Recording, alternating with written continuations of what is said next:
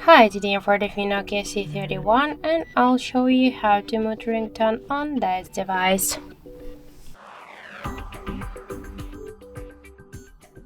So first let's open the settings application and then tap to the sound section.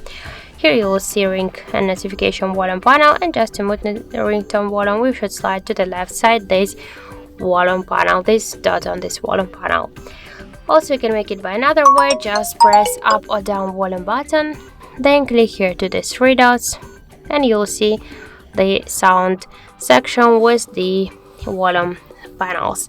Just to mute ringtone by the same way, slide to the left side ringtone volume panel and tap to done to save the changes. So that's it, thank you for watching, and if you find this video helpful, don't forget to leave a like, comment and to subscribe our channel.